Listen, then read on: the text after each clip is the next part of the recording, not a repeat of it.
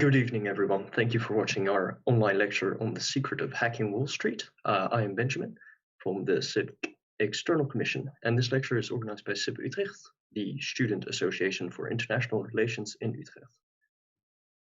We also organize other activities, such as drinks and parties, but there's an intellectual activity every Tuesday. However, due to the circumstances surrounding the coronavirus pandemic, these are currently mostly online.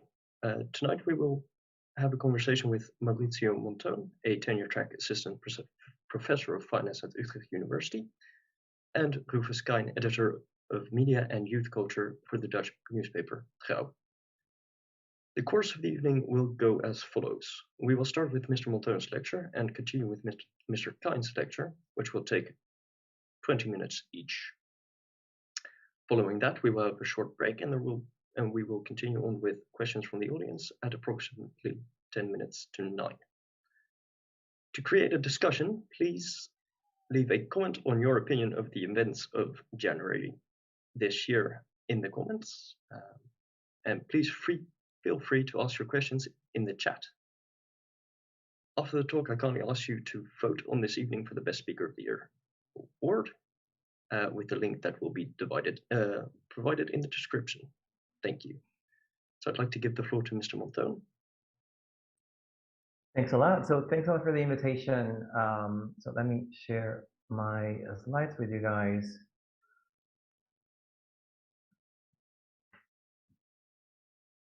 So tonight we're going to try and make sense of this Gamestop saga, or bubble as it's been called. And we'll try to do so in the following steps. So we're going to first try and understand what is Gamestop as a company and as a stock. Then we're going to see whether economic theory can explain a Gamestop case. Then I'm going to talk about the two main players of the story, so hedge funds and the so-called Redditors, who are the individual investors in the story. And then I'm going to conclude with some takeaways for society and financial markets. Now, starting from the first point, GameStop. So GameStop is the world's largest video game retailer. Even though the company has been in trouble for some time now, because the industry that GameStop is in is the market for physical video games, and that's been in decline for at least a decade. And this is because the digital version of this industry is taking over, so downloadable digital games are becoming more and more popular. And of course, the recent and still current health crisis just made the problem worse because it slowed down the economy. And this was particularly hard on the so-called brick and mortar businesses. So businesses with actual shops, such as GameStop. And in a bit of an unkind, but also somehow true way, the company was dubbed the blockbuster video of the gaming industry to kind of reflect the fact that it seems to be doomed to fail at some point. Now, with that being said, in September 2020, a very famous investor who goes by the name of Ryan Cohen decided to invest in this company. And this investor is particularly famous because he's the founder of Chewy, the online pet food giant, and he is very well versed in online commerce, let's say. And in fact, he proposed a turnaround plan for the company, for GameStop, that was both ambitious and controversial at the same time. So he proposed an online migration of the company's operations so that the company could become a rival, for example, to the likes of Amazon, for instance. But at the same time, he proposed some massive downsizing of the company by closing down kind of like 1,000 stores in the process, which is a lot. And as a matter of fact, the market didn't quite like the move because it was kind of seen as too ambitious, in fact, over-ambitious. And the price of the stock, so the perceived value of the company dropped by 24% overnight after the plan was revealed. However, it's important to know that not all traders in the stock market were on the same page, because some were hoping the plan would work, and then they actually started to buy up the stock on the one hand. On the other hand, others thought that the company was doomed because the plan was too ambitious, and then they started to short. And I'm going to come back to this point in one slide's time exactly, because I want everybody to understand what is shorting. And also, this is a textbook example of what we call investor disagreement. So it can happen oftentimes that two or more groups of investors look at the exact same set of facts, but then they form different opinions as to, for example, in this case, whether the company prospects are going to be, say, positive or negative. Now, shorting, as I said, I want to clarify what shorting is. So shorting is a risk investment strategy, and it's only carried out by very sophisticated investors. So you would want to short a stock if you think that the price of the company is going to fall at some point in the near future. And if you want to do that, then you have to follow the following 4 steps. So first of all, you borrow the stock today because borrowing a stock is a thing in financial markets. Then you can sell it right away, then put the stock right back into the market. And by doing so, you earn a price, so the current price of the stock that you assume is, let's say you expect to be too high. And then let's say that the current price is $100. Then at some point in the future, let's say, for example, 1 month later, you have to return it to the lender, and then you have to buy the stock back because you don't materially possess it at the moment. So you will buy it at a different price. And if your expectation was right, that the price would fall, you're going to be able to buy it at a lower price, let's say $80 by then. And then you return it to the lender. And then in the process, you make a profit, which is in this case, in the very simple example, $100, which is the sale price, minus 80, which was the purchase price, and then you get a $20 profit. Now, this is risky because, of course, your expectation can be wrong. And then in the meantime, for example, the stock price, rather than go down, it may further increase. And then you may make a loss. And the issue with this is that the loss on a short position is potentially unlimited because there's no bound to the potential market price of a company. So you can lose a lot of money over this. But, and this is a very important point to keep in mind, shorting per se is good for markets because it is the key way in which we can learn negative information about a company.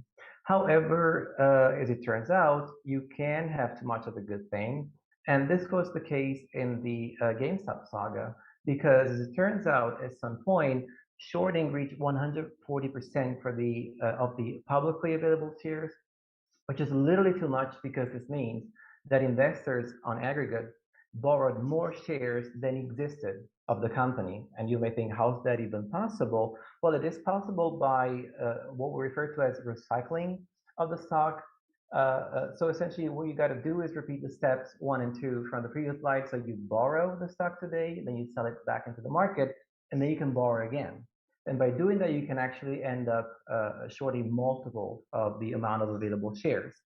And this aggressive and surely excess trading created a lot of volatility, and there you have it in a graph. So I picked this graph I took it from Yahoo Finance. So this is publicly available data, so everybody can download this time series and kind of take a look for themselves.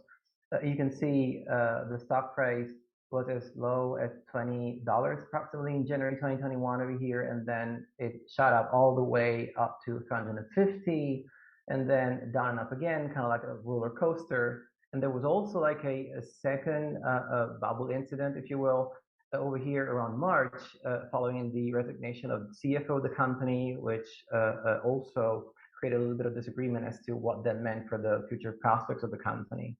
And so that's where we're at today.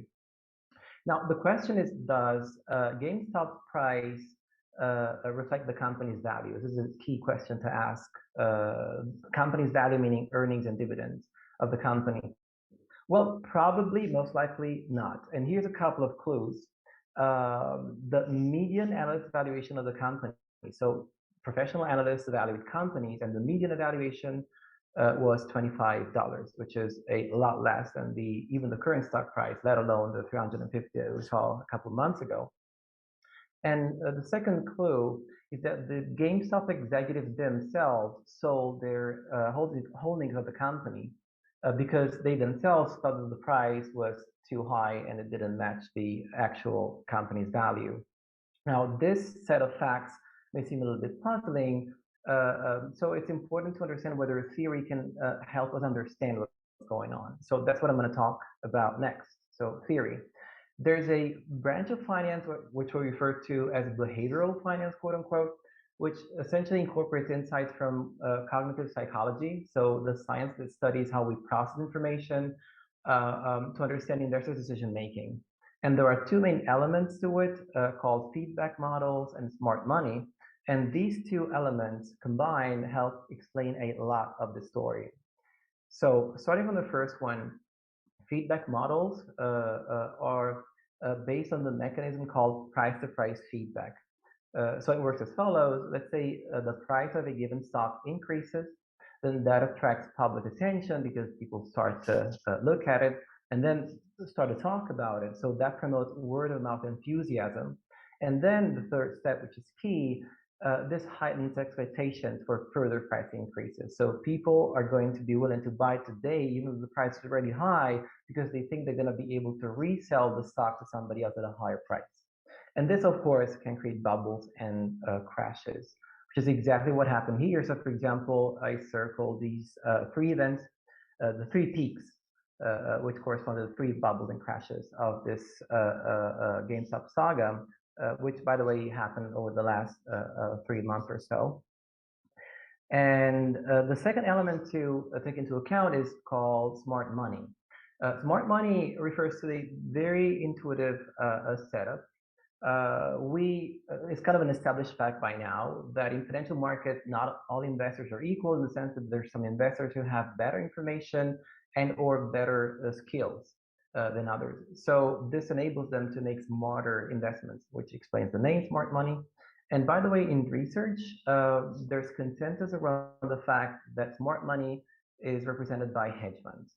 And this comes from top papers in finance. So this is kind of an established fact by now. So these guys are really smart and kind of know what they're doing most of the time. Now the question is, if these guys are so smart, do they always correct the mispricing? Let's say if the stock price is wrong, let's say it's too high, would they make sure that the price goes back to where it should be? Well, it turns out it's not necessarily the case, because they can do either of the following alternative things. Either they can amplify the mispricing or neglect the mispricing. So the amplification mechanism is especially interesting because what they do in this case is as follows. They may have an incentive to buy up the stock, even though they already know that it's overpriced, because they know that after buying, the price is going to jump up, say further up. And then there's some, let's say, news watchers, so a lot of investors who are less sophisticated, who by observing the price going up are going to want to buy some more of the stock. And then the hedge funds are going to be able to resell the stock at an even higher price. And that's a genuine instance of market manipulation, by the way. So this is a very important mechanism that hedge funds may engage in. And otherwise, the third option is that they may just neglect the mispricing if they don't know where the demand is going to go. And then they just abstain from trading altogether. And just to go back to the graph and to the GameStop case, you can see here for likely amplification incidents, so where you see the red circles. So you can definitely do, there'll be like a crazy high run up in the price.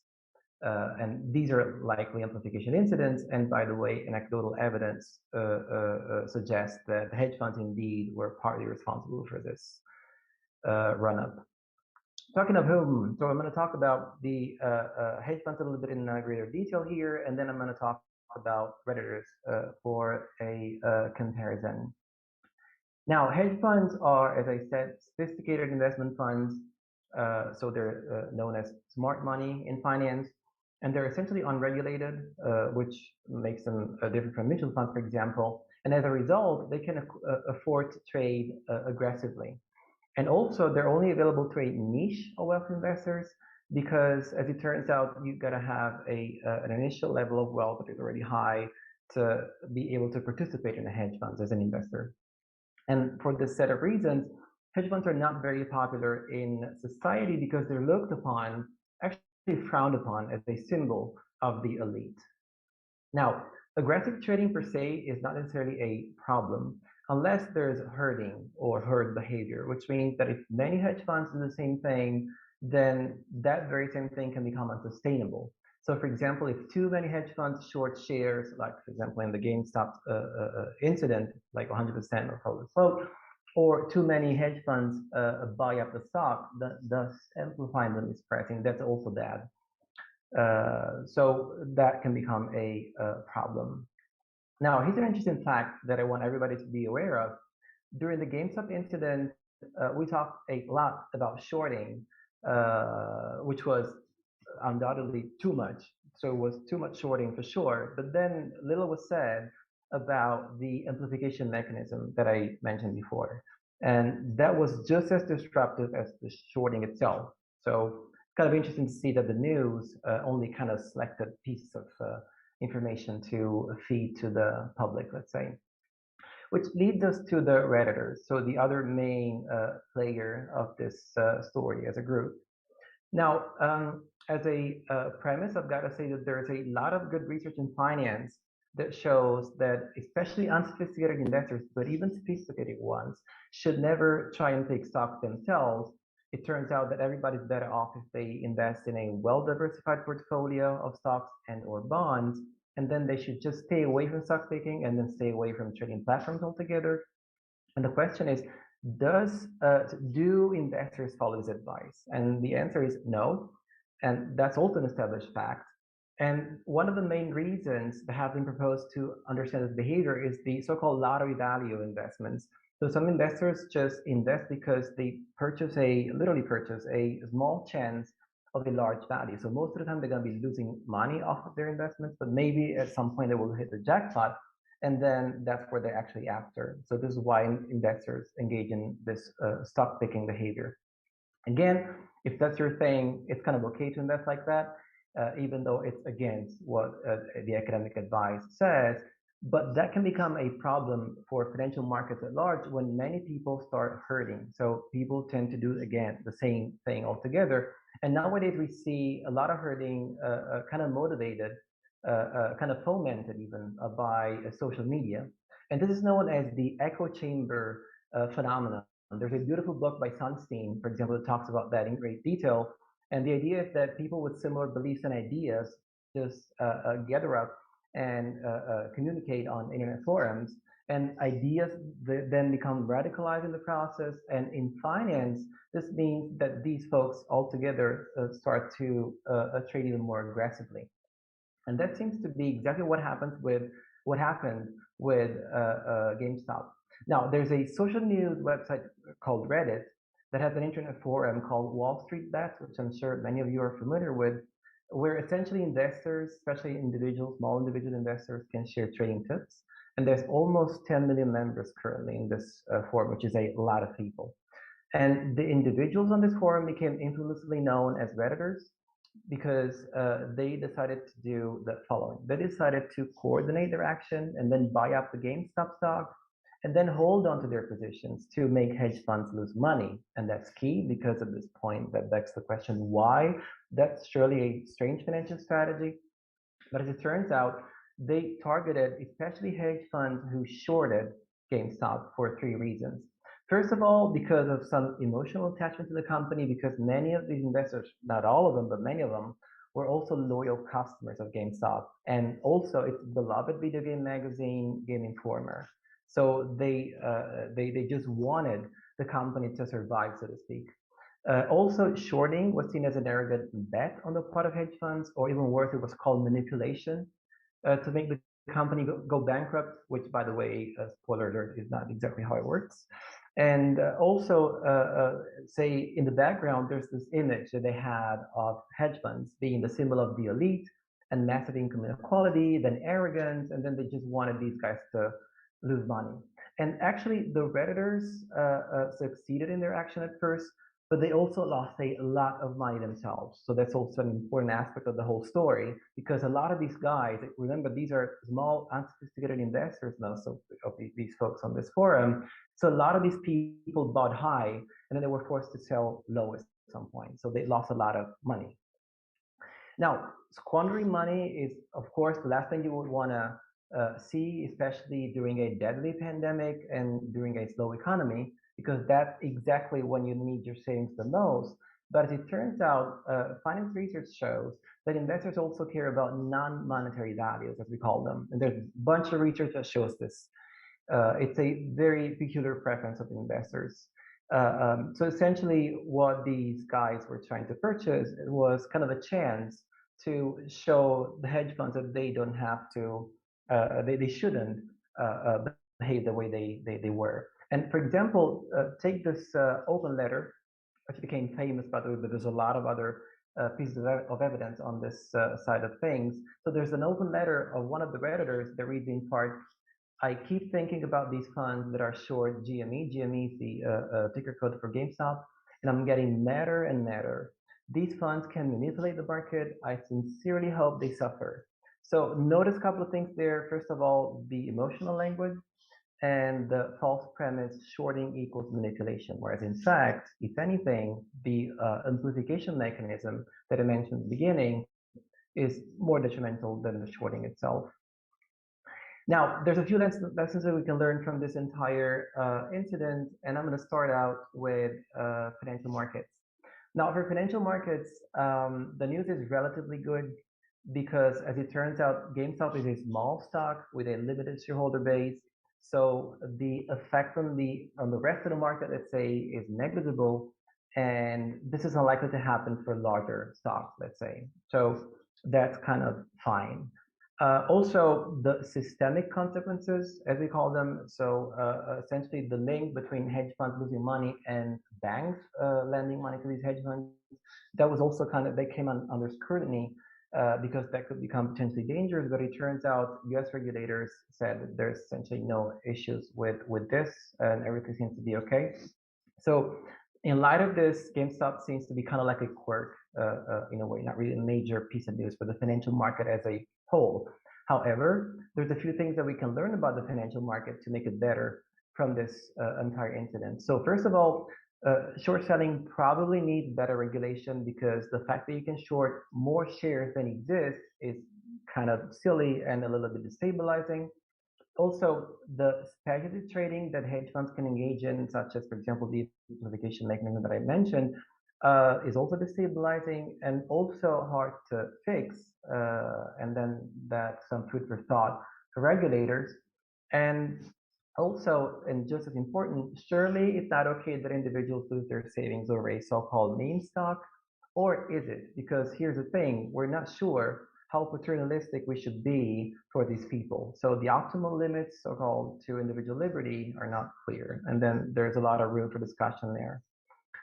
And last but not least, I want to conclude with some points on society. It's important to notice that anti-elitist sentiment has reached an all-time high, and this was already the case, for example, as early as in 2011, 10 years ago, with the Occupy Wall Street movement, which literally targeted the richest 1%.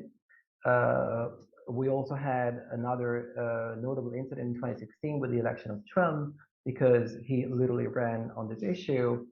And also, this is a little known fact, but just as important, economic inequality is one of the driving forces behind mass shootings. And we've seen an increasing number of mass shootings, not only in the last few years, but also in the last few weeks even. So this is definitely some food for thought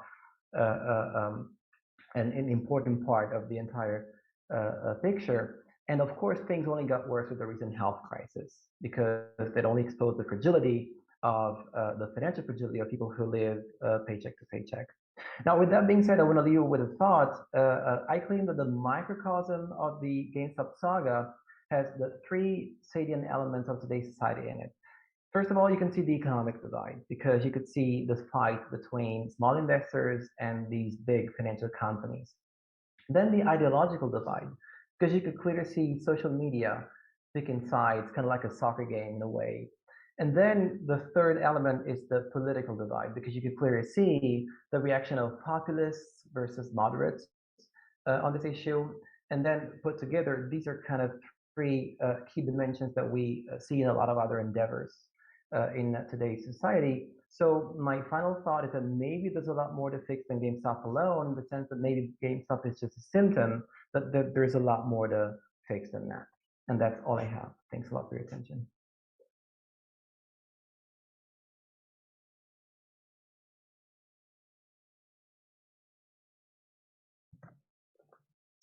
Thank you, Mathieu. And now we move on to the talk from Rufus Kahn. So Rufus, the floor is yours. All right. Thank you very much, Benjamin. So I think we just heard a very, very good overview of really the whole story and everything that happened from both the hedge fund side and the Redditor side and the implications. And there's a few questions, a few little questions I have for Maurizio later, but I think I'll keep those for the questions part of the evening. My name is Rufus Kane. I studied cultural anthropology, but I've been a journalist for the past 5 years professionally. Like Benjamin said, I work for Trouw. I write about media, so social media, for example, some economy and some entertainment. So you can imagine my fascination when a gaming company stock became really big on social media. It was kind of a trifecta of interest. So I think the reason that I'm here today is mostly because I wrote an article about this, and I'll tell you a little bit about the article. And it really zooms in mostly on one of the points that Maurizio mentioned, which is the whole echo chamber aspect of it, of the social media. And by the end of, well, I don't know if it'll be 20 minutes exactly, but by the end of the talk, I hope we can have a discussion about how similar what happened here on Reddit was to, for example, what happened the same month with the storming of the Capitol in Washington. Because, well, you'll see in a second. So for this story that I wrote, I spoke to a Dutch guy, 31 years old, who actually ended up investing a lot of money into this stock himself. He only went by his first name, Jeroen, because he was a little embarrassed about the degree to which he was kind of sucked into the rabbit hole of Reddit and kind of the herd behavior that we just heard about, and did some things that he didn't expect he would do. So Jeroen came across this Wall Street's bets thing, and at first he wasn't that into it, and then he saw that the stock started to go up, and then he saw it go up a little further. And he became intrigued and started to invest a bit of his stupid money. So the money that he had on the sidelines that wasn't really, he could afford to gamble with it. It was, I think, 1,000 or 2,000 euros, which is, not a really bad thing to do. If you have this money set aside specifically for that purpose, then have fun with it. The only thing that went wrong was that the decision seemed so good because the stock kept going so much higher that he couldn't resist investing a little and then a lot more. And Jeroen ended up investing 10,000 euros, which for him was a lot of money, into this company, into GameStop. So he told me about coming across Reddit and starting to invest, and how at one point his 10,000 euros had become worth 100,000 euros. So this was at the point in January when GameStop was around $300 per share, and really at the top. And at this point, he started to talk to some friends and family about it, because at first he was kind of embarrassed. He, I think somewhere he realized that he was doing something that might not be such a good idea. And now when he was talking to people about it, he told them, they told him, well, please sell, because, at this point it's a lot of money, and at some point what goes up has to come down. But what he found was that he was really feeling a lot of solidarity with the other people on Reddit at this point, who were all saying, hold the line, and we have to, show the short sellers and stick together. And so he held on. And, well, I'll give you a little spoiler. He ended up not losing a lot of money. And actually, I think he kept some of the shares, and at this point might actually be up again right now, although maybe not permanently because uh, the stock is still probably very much overvalued. But I'd like to tell you just a little bit more about how this happened and where this came from. So one thing that's good to note is that Jeroen is not alone by a long shot. He is, like I said, 31, which is the same age I am, and a lot of millennials over the past few years, and especially since the start of the corona pandemic, have really started investing for the very first time. And there's multiple reasons that have been cited for this. Um, of course, financial uncertainty, very low interest rates, both here and abroad, like in the US. In the US, another reason that is often mentioned is that people have received aid, some money during the corona pandemic, and the list goes on. But one factor that contributes to it is that investing has become a very popular category on social media.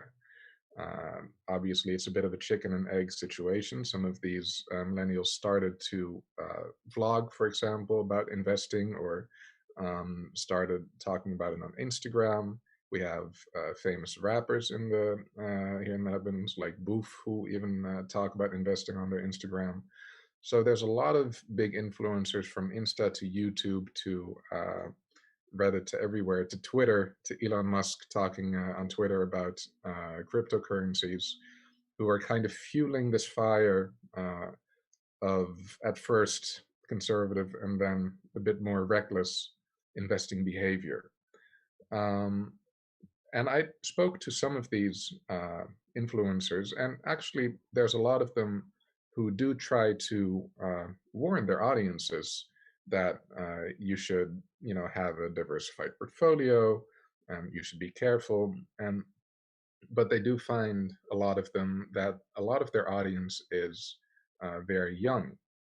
And I'm actually interested, some of the people here today listening, who are going to be in the discussion later, I'd love to hear from some of them whether they themselves have also started investing in the recent past, and also, how they view investing. Is it like an investment into something that should, 100x over the next month, or are you slowly building towards retirement? Well, there's a lot of people in the first category, and when you look it up in Google Trends, also, you'll find that terms like investing have become a lot more popular than ever before since they started measuring it. And like I said before, a lot of these people are in the 18 to 25-year-old range, and then some of them are also more in the millennial range.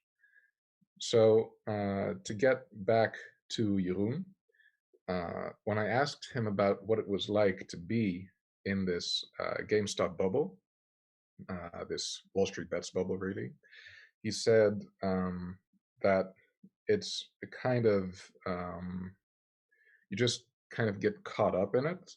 And so he also convinced some of his friends to actually invest in GameStop as well, and they ended up buying higher than he did. And even though they all made the deal with each other, if it gets to a certain point, I think it was $300, we're going to sell all of it. When they actually got there, they kept kind of egging each other on, and it felt like you couldn't really get out of it without betraying the rest of the group. So that's kind of the echo chamber that you get into. And the comparison that I made at the beginning between Wall Street bets and the storming of the Capitol in Washington in the US, that's not something that I came up with, but that's something that Jeroen came up with. Because what he said coming out of this was that part of what he learned was he got a better understanding of how propaganda works. He said, look at these Americans storming the Capitol in January. You always wonder how people get to such a point. But when you're in a group where everybody's just yelling things that you want to believe, it's very easy to get caught up in it. And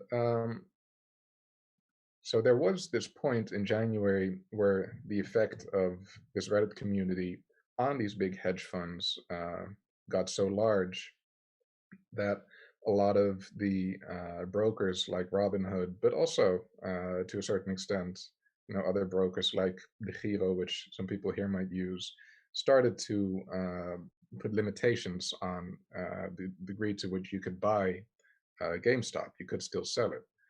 And about that, Jeroen said it felt like the casino closed its doors and reshuffled the cards and only let them back in when they were sure that they were going to be okay. Obviously, it was a bit scary for him when in a few days the stock went from $350 to $50. He said his heart sank to places where he'd never felt it before. And instead of getting out when he could with a moderate profit, he first ended up, even then, going along with messages he saw on Wall Street Bets, where they were saying that the hedge funds were manipulating the market by only making it seem like people were selling the stock. And there were all these theories that he believed at the time that he later found out that there was really no good foundation for the theories. So, regardless of the degree to which it's possible or not, he found out that nobody knew what they were talking about, basically. But he wanted to believe it, so he did. And so in the end, he's not even a big victim here because, like I said, he's probably up right now and he could still sell at some profit, even if it's not what it used to be. But he really said that he hoped that there weren't any people who had jumped off a bridge because they, had seen hundreds of thousands of dollars of savings disappear into thin air. And, he ended up admitting that he was more vulnerable to kind of addiction and FOMO and irrational things like that than he had expected. So, this story it intrigued me for, I guess, two reasons. On the one hand, it really shows a much broader phenomena. In the media, we have been talking a lot with each other about all these rabbit holes that people get into and all the things they get to believe when they're in them, and how to talk to people in a situation like that. And on the other hand, even though this Jeroen is on the one hand very aware of what happened and can come up with these comparisons himself, for him still it awakened something in him that didn't really go away after. So it's a really social media and the group behavior in social media can really be a pretty powerful drug, which is also part of what I think would be very interesting to discuss if there's any questions about the topic or any short anecdotes of people who may have actually been in the same spot and listening here for that reason. So from the background as an anthropologist and the media focus, this is really what I thought was most interesting to zoom in on for the discussion. And maybe it's a good idea if I shortly mention the three questions that that Mauricio's talk left me with, because I don't really have to cover any of the basics of the GameStop history itself anymore, because you did that very well, and I have a few minutes left. So the first of the three questions, and I'm sorry if I'm getting ahead of cutting in line of all the other people asking questions here, but I have the time now, so I'm gonna abuse it. The first question is, you mentioned all the insider selling, but insider selling is not always necessarily an imminent sign of danger, right? From what I understand, insider buying is almost always a good sign, but insider selling can happen for a lot of different motives. So maybe, you can respond to that at some point. The second one is you said that the Redditors equated shorting with manipulation. But I did have the impression that some of the Redditors were also aware of the amplification effect. Wasn't that also part of what they meant with manipulation? And the third one is really the main one, and that's you mentioned that the GameStop stock was far too small to have a significant effect on the market. But I do remember seeing an interview with, um, I was trying to look it up. I couldn't find the name in time. I'll check again in the break. But somebody important who actually knows what they're talking about, who said that because the GameStop debacle had such a big effect on large hedge funds, it contaminated, had the potential to contaminate the market to a degree that there could have been an actual crash at one point, and that was part of the reason that parties like Robinhood were forced to limit the buying and the options of the stock. So wasn't there in fact a way in which this relatively small phenomena could have had big ramifications for the entire market? So yeah, those are the questions that I have for Maurizio, which I don't know if you should respond to them now or after the break. But this was really, yeah, my piece. Yeah, Maurizio, please feel free to answer the questions from Rufus, and our listeners and viewers, please feel free to ask your own questions and state your own opinions on this Nice matter. echo. All right. So thanks, Rufus, for the insightful questions and the insightful piece as a whole. It's a very interesting perspective, especially talking about stories, because there's something that people immediately connect with when you hear stories about actual humans as opposed to numbers and statistics. So that was very useful and insightful. So to the 3 points. First of all, insider trading. That's a bit of a tricky issue there, because you correctly said if insiders start to buy, that means that the stock typically is undervalued. So essentially, they perceive that to be a chance to make some money, but also to signal to the market that the stock is undervalued, so it's underpriced, to be specific. And then this is like not what happened in this specific story, because the case was that these guys, so in general, managers own shares of the company and also some options on the stock of the company. And let's say under some circumstances, they can sell these holdings, and the ones in this specific story, so the managers from GameStop that could do so, they did so. And the thing is, this is also a little bit of a slippery slope, because they had to show that essentially this is not based on inside information, so information that was kind of kept from the public. They were trading on outside, so publicly available information, because if they did trade on insider information, then that would have been a crime. So they kind of make the case that, given the frenzy out there and the numbers out there, for example, the median analyst valuation of the company being only $25, so there was some solid ground for them to, let's say, lean on to do that. But the signal for the market was pretty clear. So this company is overvalued, so we're going to get rid of this of these holdings now, because this is going to make us rich in the process, essentially.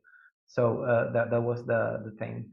Then as for shorting equal manipulation, the idea there, and it was kind of a fallacy, really.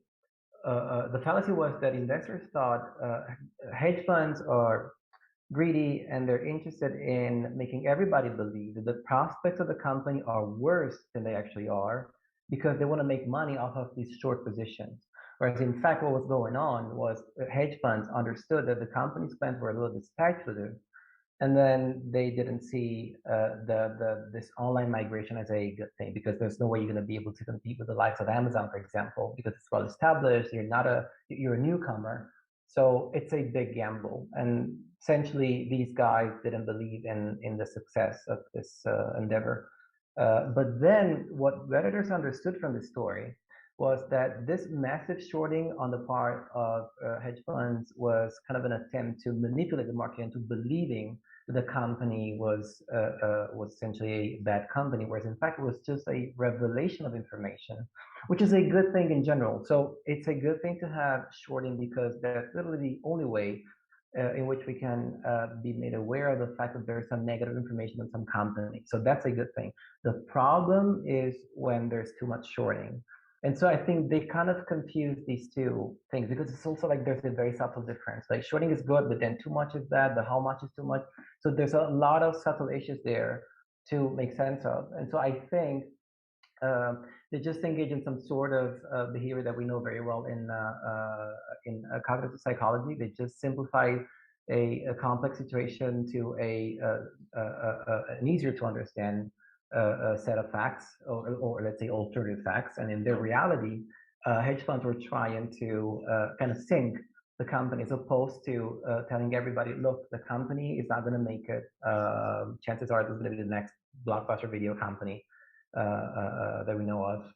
So there was a little bit of misunderstanding, because again, like investing, as Rufus also correctly said, investing is complex. Now there's a lot of people who kind of jump on it, and they try to do kind of as best they can, but of course there's a lot of subtle things that kind of get missed by people who are not technical, let's say, not from the field. And then the third question was, is GameStop really that small if compared to the market? Well, it's a very good question.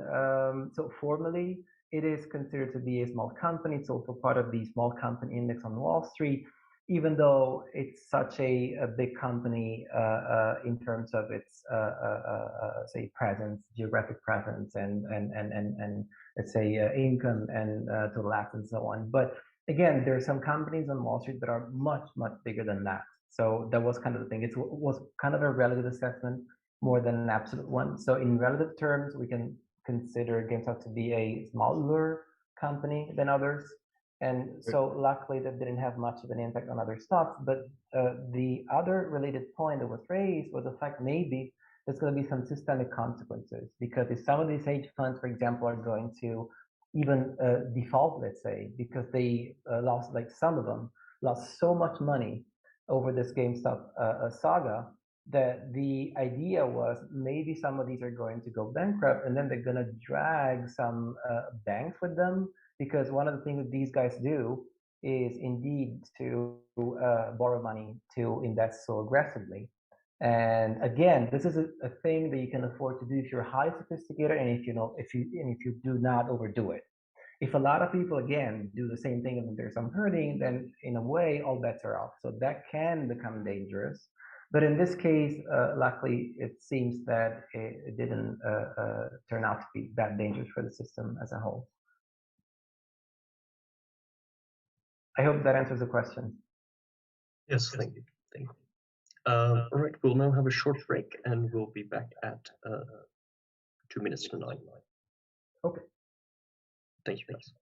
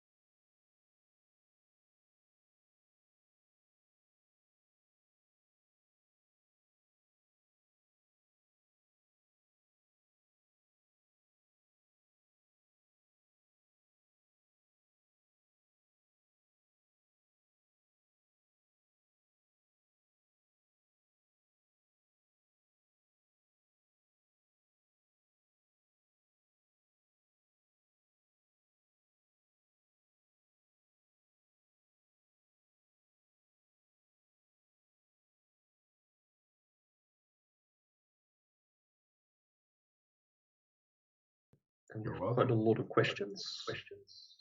So that's also very good.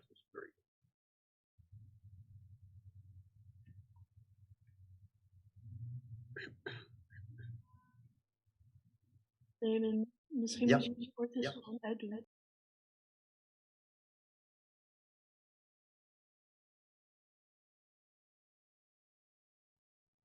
So we'll start with the first question, which is from Maya. And that is, she's not investing herself, she tells us, although as she doesn't have enough money to invest. However, she was wondering if there were any measures taken after the rally or the bubble, as you can imagine that the investors were not happy with what the Redditors had done. And Nina asked actually the same question. So measure with respect to these investors specifically, or the trading platforms? I think both. Yeah. So the hedge funds or the platforms that they were using. Right. Actually, as it turns out, the only active inquiry at this point is, as far as I know, about the behavior of these trading platforms, because this was another, like a whole other issue to talk about. I didn't have time in the 20 minutes. Like, this is like a very interesting agency problem, as we call it. So the idea is that if you, as an individual investor, want to trade, you have to essentially ask somebody to trade for you and carry out the trade for you, and that somebody is a broker. And so this is what these trading platforms actually are. The issue is that these trading platforms essentially trade on behalf of on your behalf, and then they have to post some collateral with the clearinghouse to make sure to kind of guarantee that they're going to be able to meet their obligations that come with the trade.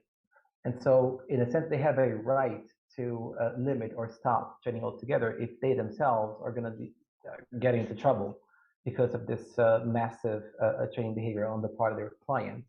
But then, of course, I also understand the issue from the client's perspective to say, I wanted to trade, why don't you let me? Like, then we're not on a level playing field, because then hedge funds can keep trading, whereas in fact we have to wait on the sidelines for a few days, and then the price in the meantime drops and so on. So as far as I know, there's been an inquiry on that specific issue, but I'm not aware of any other developments or limits to trading except for these very exceptional and extreme circumstances. Thank you. But in any case, this is let me say something tongue-in-cheek, this is the wrong question, because as I mentioned before, you should never do any stock picking. You're a lot better off just picking some funds, for example, or even more funds, so essentially diversifying away some risk. And in the long run, you're always going to be better off. So I say that tongue-in-cheek because I also do understand that there's some lottery value to investing. So I'm not going to be like the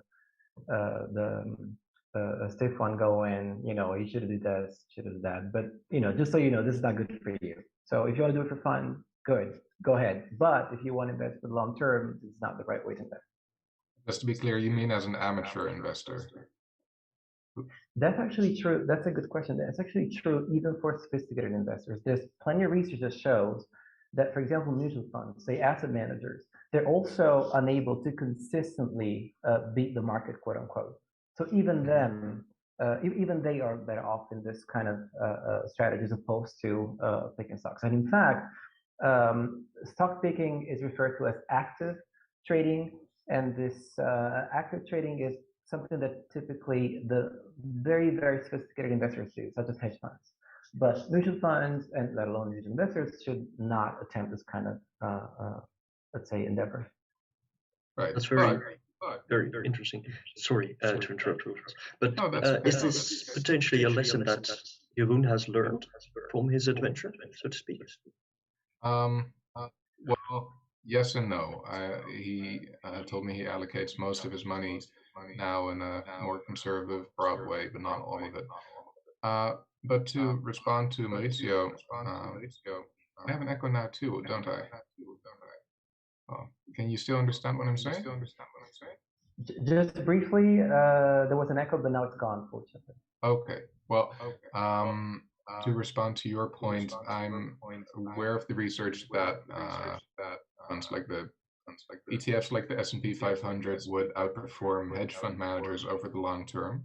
But on the other hand, of course, you do have exceptional investors like Warren Buffett, for example, who I think have shown over a course of many decades that they can outperform the market, or Peter Lynch, who actually was a mutual fund manager for some decades.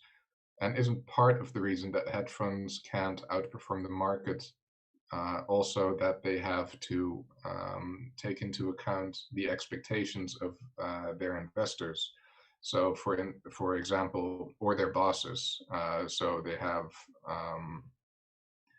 a lot of motivation to choose safe-seeming companies that might not always be good bets because they might. What was the saying? It's an old saying. It probably doesn't apply anymore. But you can never get fired losing money on IBM. So there's a lot of, and also, you know, when the market is doing poorly, so stocks are cheap, people won't be investing a lot of money into your mutual fund than they will be when there's actually not that many bargains to be found. So I think there's more factors, and there are some in professional investors who are actually better off picking stocks. I think that's a good other side of the story to also know about, even though hearing this, most people will probably think that they are one of those investors who can beat the market, and the odds are very high that they are in fact not. That is entirely. Sorry, I jumped in. No, go ahead. Go ahead. That is exactly right. So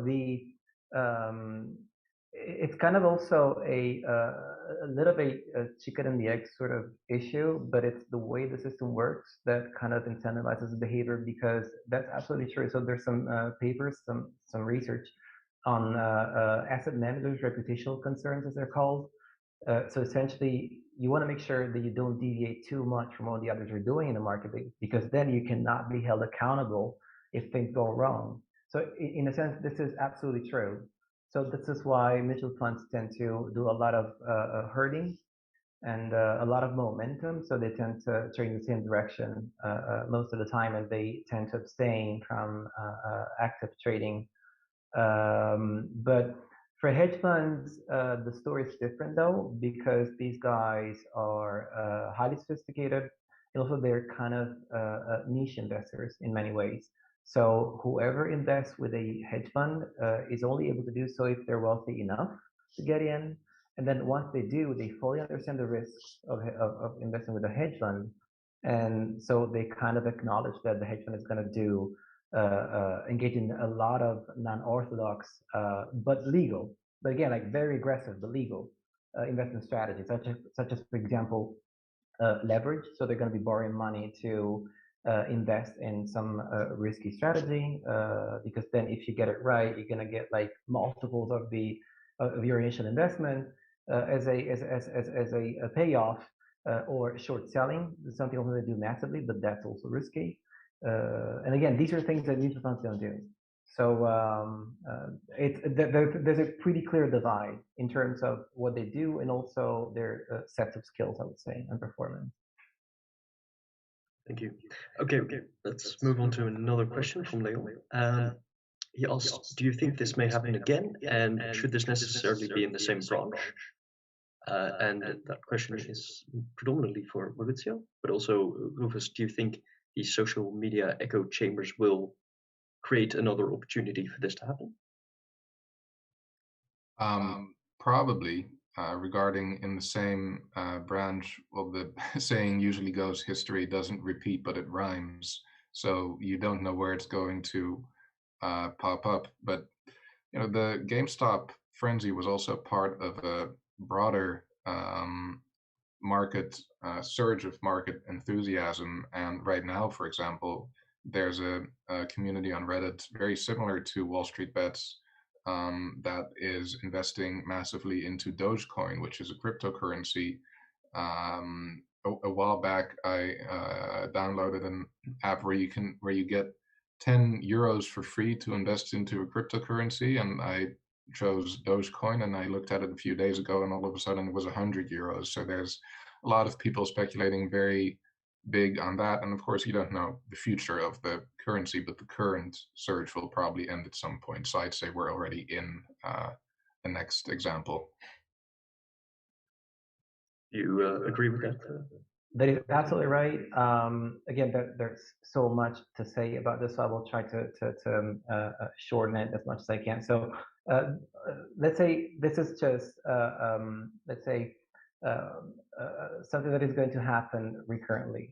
If you look a few years back, what happened with the dot-com bubble in year 2000, for instance, there was also like a frenzy because people have had difficulty back then evaluating these new companies whose assets were essentially intangible and then very hard to evaluate in the first place. And so there was a lot of disagreement and a lot of misconceptions as to what were the prospects of these companies. And that also created a massive overvaluation for those stocks as a category. So these internet companies. But we had historic examples from the past. For example, the tulips mania a few centuries back, because people couldn't exactly understand what was the value of a tulip, which sounds silly nowadays, but that's exactly the same principle being applied to something slightly different. So history rhymes. That's absolutely true. So this is like the practical meaning of it. And same, for example, happened with the recent financial crisis, because there was a lot of people in the finance industry that traded in the same way, even though they did not fully understand the risks that they were taking. So again, the problem of evaluating what you're doing. So essentially, a lot of people who don't know exactly what they're doing, and they put a lot of money in it, and then that creates bubbles and crashes. So that's kind of a feature of not only the system, but I think very much of human nature in many ways. So that's very hard to prevent. That like an open debate, but it's very hard to prevent, because then again, like you have to impose some limits to individual liberty, for example, and then it's not clear where the optimum lies. Also, because these are extreme events, are extremely unlikely. Most of the time, the market actually works well. So again, it's a little bit of a give and take. So you know, these are extreme events. That's clear. Thank you. Sorry, just one more thing that I wanted to say. Cryptocurrencies. That was absolutely spot on. This is one of my one of my pet peeves.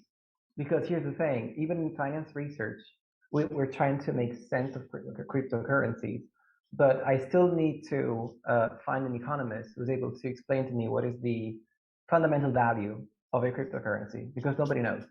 So everybody's studying on something they literally do not fully understand. I'm not an economist, but I would briefly add that another factor is that even if you're 100% sure that cryptocurrencies are the future, that still leaves it very unpredictable whether Bitcoin specifically or Ethereum specifically is the future, because events could unfold in a different way. So yeah, don't be fooled by people who tell you they're sure how it'll turn out, because that's usually a pretty clear sign that they're not in these cases where you don't have a clear underlying value of something.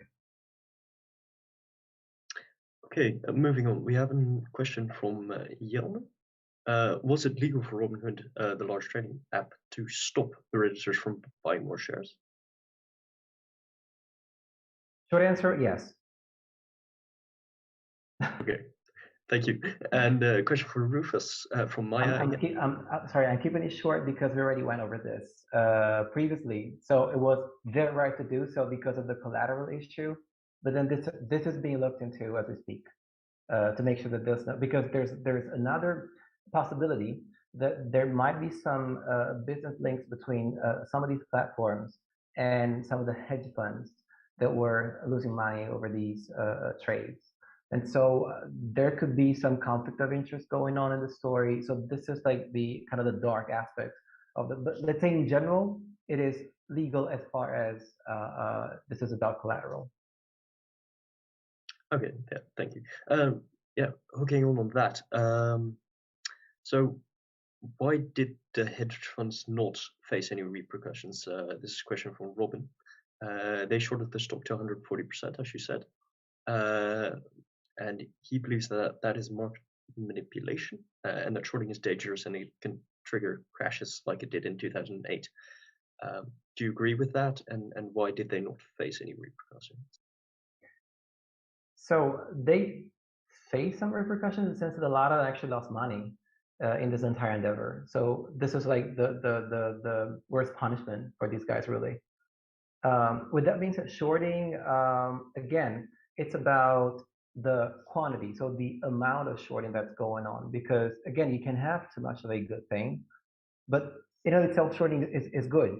So we want shorting to be available to investors to do so wisely, though. So the issue is not so much shorting in and of itself. So this is also why I said it's a subtle issue to understand to a lot of people. Like shorting is important because when we see some shorting, that essentially says to the entire market, look, be wary because something about this company might be wrong. And there are some historical episodes that tell us exactly that this is the way things went. Like somebody shorting the company actually made us aware of some problems going on with the company. And this is something that we want to have in general. Now, should these funds be allowed to short more shares than exist? That sounds silly, so they probably shouldn't. But the problem is, for now, at least in theory, they can. The good news is this doesn't happen that often, like nearly as often as we might think by looking at GameStop. So typically, short interest, so the amount of shorting is pretty small, let's say in general. So that's a healthy amount, so to speak. But then again, it's a problem of regulation. So this should be better regulated, and I hope the regulators are gonna look into this. Thank you. Now a question for Rufus from Maya. Do you think peer pressure played a big role for Jeroen? And if so, do you imagine this is the same for the other Redditors who were investing? Yeah, absolutely. I think that peer pressure played an enormous role. It's not only the feeling that others are obligating you to do something, but also a sense of solidarity. And on top of that, also a sense when it's happening in real time and the thousands and millions of people are convinced that this is for real and that this is a good idea, psychologically it can be remarkably difficult to convince yourself otherwise. I mean, that's what you see in big market trends overall, where there's growing euphoria, and at the peak, everybody is genius and everybody is buying, and then you get burned and everybody's running away. And at first you're like, well, I'll stick around, but then eventually you get too scared and you get out as well. So yeah, the group behavior aspect is huge, and I think for a lot of beginning investors in general, even disregarding this kind of speculative gambling, when you first learn about it, you probably feel like, well, that wouldn't happen to me because I'll be a rational actor the whole way through, and you kind of have to experience it for real to see the pressures. And that's what Jeroen also said. He never thought he'd get so emotionally caught up. But yeah, it's a big factor. Okay, thank you. So are there strategies to kind of avoid that peer pressure or the propaganda that these echo chambers create? I mean, I'm not a psychologist, but I would say that the basic thing is to limit yourself to things where the temptation doesn't really arise. Now, now I'm still talking about in investing. I mean, in general, with social media, you could wonder whether being active on social media that really activate your peer pressure and your uh, fear or jealousy or any other problematic emotions might be a problem. But specifically about investing, when your strategy is just to buy very broad exchange traded funds which follow whole markets for the long term, you might not be so tempted to constantly check your investing app and see if it's gone to the moon yet or crashed horribly. The same goes for a professional investor who invests in a company that they actually understand the fundamentals and the valuation of. So yeah, once you start investing in something you don't understand, you almost have to get caught up into the psychological aspect, because what are you going to base your conclusions on except market sentiment? So I would avoid that in the first place. So follow the advice from the big investor Warren Buffett himself. Don't invest in things you don't understand in. So he doesn't invest in technology, I believe, because he doesn't understand it. Yeah, all right. Moving on. Due to COVID, we have a question from Yoya. Due to COVID, the companies are losing a lot of money, but at the same time, the stock markets are at a record high. The AX and Wall Street stock markets. Is this a bubble, and are the markets going to crash after the crisis? Is this known? Can we predict this? Well, we've been here before, right? We've seen this already. It seems, first of all, the seeming decoupling of the stock market from the economic reality out there is kind of remarkable. And so this has everybody talking, and everybody is very suspicious of this market high because it seems to be a speculative bubble. Because again, like what we saw in the GameStop saga is some mechanism that actually underlies to some extent, at least potentially, the entire market. So if you think that there's going to be even more optimistic people up there who are going to be willing to pay a higher price for a given stock, then you're going to keep buying and holding. Right, so as opposed to selling or short selling for that matter. So this could be, on the one hand, completely rational, and it's also probably fueled by the super low interest rates that we've had for some time now, and we know that these two things are strictly related. So these are the two main phenomena, I would say. On the one hand, the let's say the resale fever perspective and the low interest rates, and that's not a good combination, I would say. I see it as problematic. It's kind of hard to make an assessment that this is not right and the economy is not going to boom at some point, but for now it's kind of hard to see. Right, because I mean the current market prices are based on expectations of what's going to happen in the future, be it 1, 5, or 10 years down the line. So that's part of, and you add to that, well, how low are the interest rates I'm going to get elsewhere? So how long in the future am I going to wait for the value to catch up with the price? So I think that's also part of the reason why it's really very hard to predict for anyone whether the current market prices are actually wrong. But it's understandable to be worried. That is exactly right. And so I would be cautious, let's say, as a general attitude. Like market prices seem to be a little bit too high at this point. Again, this was absolutely spot on. So financial markets are forward-looking. They always look ahead into the future, but then given the current fundamentals, it's kind of hard to believe that the economy is going to be so much better. So again, it's something that should kind of make us a little bit wary.